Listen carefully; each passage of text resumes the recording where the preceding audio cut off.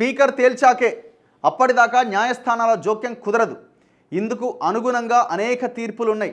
అనర్హత కేసులో చట్టాన్ని పాటిస్తున్న స్పీకర్, పిటిషనర్లే దురుద్దేశంతో వ్యవహరిస్తున్నారు.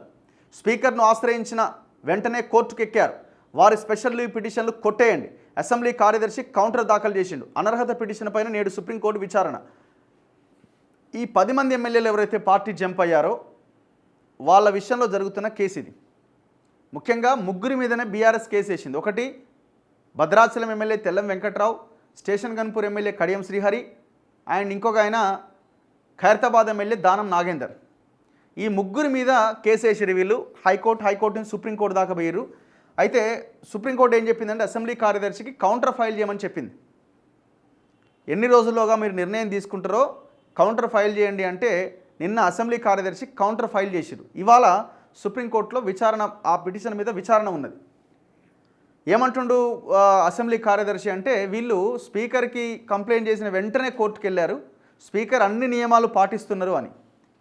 కానీ ఇక్కడ విషయం ఏంటంటే ఖైరతాబాద్ ఎమ్మెల్యేగా గెలిచిన దానం నాగేందర్ 2023 డిసెంబర్లో ఆయన ఎమ్మెల్యే అయిన తర్వాత వచ్చిన ఎంపీ ఎలక్షన్స్లో కాంగ్రెస్ పార్టీ బీఫామ్ తీసుకొని కాంగ్రెస్ పార్టీ నుంచి పోటీ చేసిండు. టెక్నికల్గా ఈయన మీద అనర్హత వేటు వేయాల్సిందే, ఎందుకంటే ఆయన పార్టీ జంప్ అయిండు.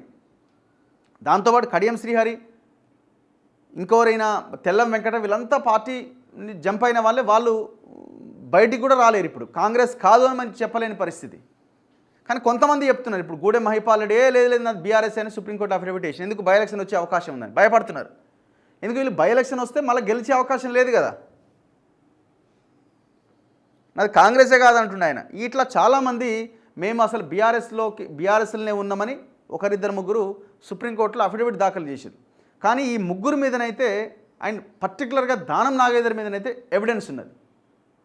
ఒక పార్టీలో గెలిచి కాంగ్రెస్లోకి జంప్ అయి అక్కడి బీఫామ్ మీద ఎంపీగా పోటీ చేసింది కాబట్టి టెక్నికల్ ఎవిడెన్స్ ఉన్నది. మరి ఇవాళ ఈ సుప్రీం విచారణలో మరి సుప్రీంకోర్టు ఏం వ్యాఖ్యానిస్తుంది అన్నది చూడాలి.